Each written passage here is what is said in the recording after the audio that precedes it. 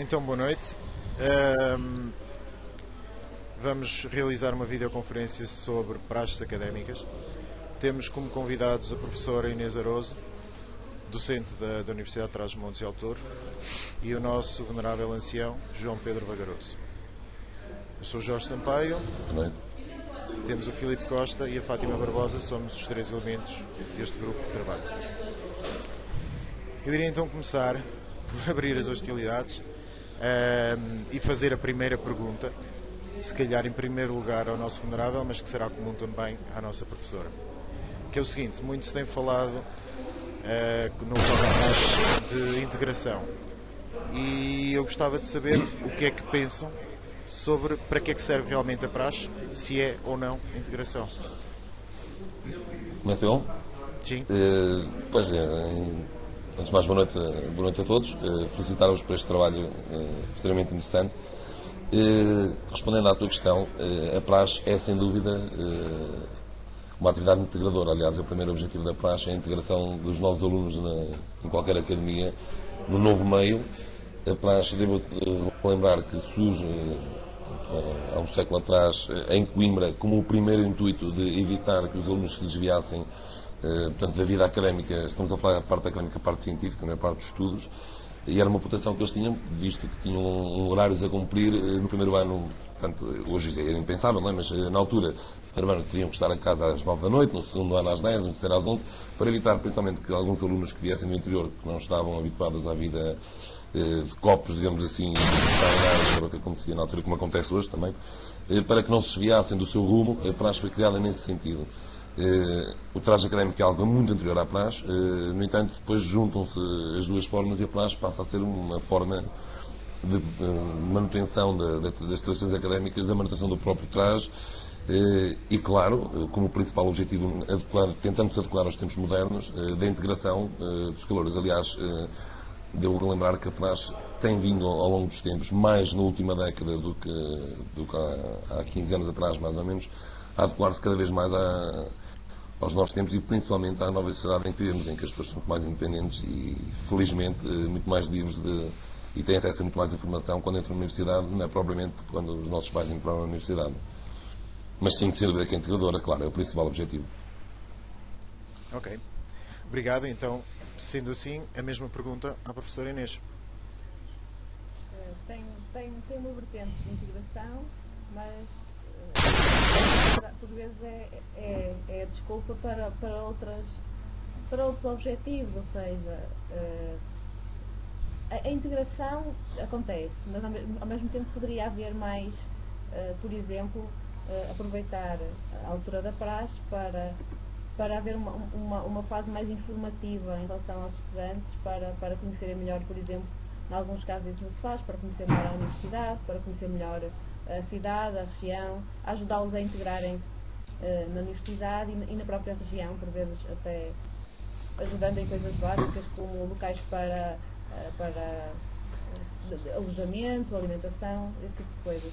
Em relação à integração, penso que é um momento importante porque se unem quer os novos alunos, quer os alunos mais antigos, e isso é um aspecto interessante que se deve manter, embora por vezes ultrapassem um bocado os limites do que seria desejável, havendo por parte dos que já foram para trás um desejo de se vingarem, entre aspas, daquilo que lhes foi feito como praxados. E depois acontecem alguns exageros, penso eu.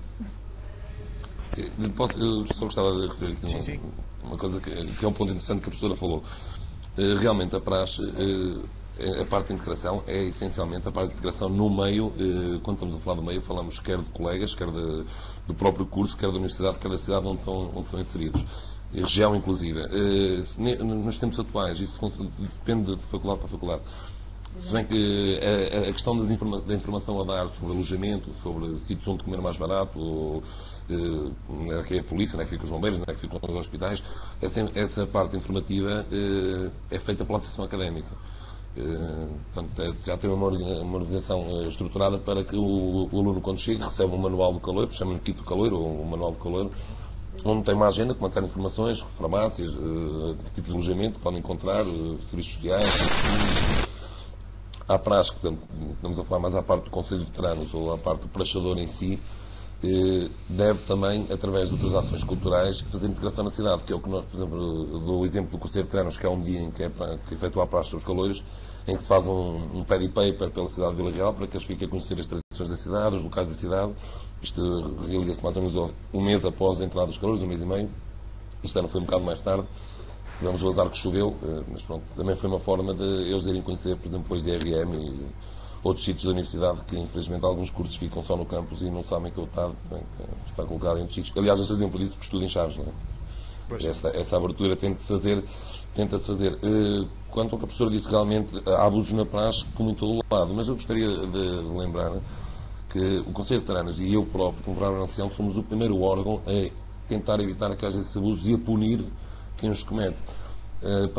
Houve um congresso de relações académicas em Coimbra há 3 semanas atrás, onde eu fui a UTAD e houve representantes do Porto, Coimbra, Aveiro, as academias mais significativas do país, onde decidimos emitir um comunicado, que era uma resolução final, onde sairia um documento chamado a Carta de Princípios sobre Tradições Académicas para enviar para a comunicação social, que há de ser dentro em breve, do qual vos posso adiantar, por exemplo, o terceiro ponto, em que diz a Academia Nacional, portanto, todas as nossas academias, constituída por estudantes conscientes das suas responsabilidades sociais, defende atitudes éticas, responsáveis e inteligíveis e será sempre a primeira a denunciar, a reprovar e punir todo e qualquer atentado aos princípios que defende. Portanto, nós queremos explicar que somos os primeiros a punir quem comete abusos na praxe e acreditem que isso tem vindo a diminuir. Eu já tive a oportunidade este ano, por exemplo, de punir. Não me dá gozo nenhum, como devem imaginar. Aliás, há quem diga que nem me dá mais gozo para achar eu não praxo galões, portanto, prefiro praxar veteranos e doutores, que é muito mais interessante porque dá-me melhor para explicar algumas coisas. Mas, efetivamente, infelizmente, tive que punir 3 ou 4 colegas da que cometeram abusos, como é óbvio, nem que seja para que sirvam de exemplo para que mais ninguém cometa. Há algo que é simbolizado pela praxe, que é a separação, ou a grande separação de classes, ou seja, a luta, as hierarquias são muito importantes, não é? Sim, mas como se estivessem num nível muito inferior em termos de capacidade e de poder decisório, não é? Mas a ideia também será essa. Sim, essa é a parte de brincadeira da praxe. Nós, quando falamos de praxe, uma coisa é a praxe do caloiro, outra coisa é a praxe em geral. A praxe em geral é muito para além da praxe do caloiro, é a tradição académica em si. Eu tenho sempre um certo receio, infelizmente, neste país, quando se fala em praxe, as pessoas a primeira coisa que associam é alguém tratar mal ou humilhar outra pessoa. Mas esquecemos que utilizamos essa palavra fluentemente no nosso vocabulário. Quando dizemos que dia 24 temos que jantar à casa da avó porque é da praxe ir lá jantar, dia 24 de dezembro, não é? Sim. Ou às terças-feiras jantar em casa dos sogros porque é da praxe, esquecemos que a praxe é exatamente esse, é da praxe, isso é que é a praxe geral. A praxe é uma tradição, essencialmente. Infelizmente nós temos que ter cuidado a utilizar a palavra praxe, porque se não estou na televisão, ou praxe é logo má notícia, ou é um calor que foi para o hospital, mas isso acontece, infelizmente, em todos os ramos da nossa sociedade. Agora, é óbvio que quando é na praxe é porque há um aluno que abusa do facto de ter mais 2 matrículas, que não lhe confere mais inteligência do que o calor, como é óbvio. Eu não acredito que um aluno que tenha reprovado 3 anos seguidos sem fazer uma cadeira seja mais inteligente que um aluno que entra em medicina com uma média de 19, não é? Por exemplo, dá um exemplo radical, mas isso não significa que não haja uma tradição a respeitar, uma hierarquia a respeitar, porque é mesmo essa a piada da praxe, esse respeito pela hierarquia que acontece, quer a nível de quem tem mais matrículas. Por exemplo, é impensável para mim não respeitar um ermita, não é? Que é um antigo venerável ancião. Eu sou o primeiro a respeitá-lo e obedecê-lo dentro do âmbito da praxe académica, como é óbvio. E depende mesmo dos caloiros. Interessante, se calhar vocês não sabem, que é no mundo académico, entre os professores, essas hierarquias ainda são por vezes piores do que na praxe. Há também uns escalões e uma série de tratamentos que não são praxe, não é? Não são praxe, mas que assumidamente... Acho que são piores. São piores, são às vezes tenho a ideia que ainda são piores. São É que uma coisa é piores. nós pensarmos nos calores e não há ninguém abaixo deles. Um professor ser praxado com os alunos a assistir às vezes também acontece. Não é? Que descredibiliza um bocado a professora. Pelo menos eu, quando sabe cá para fora, é a mesma coisa que o Primeiro-Ministro desautorizar o Ministro, não é? Sim. Portanto, a Assembleia da República é pior do que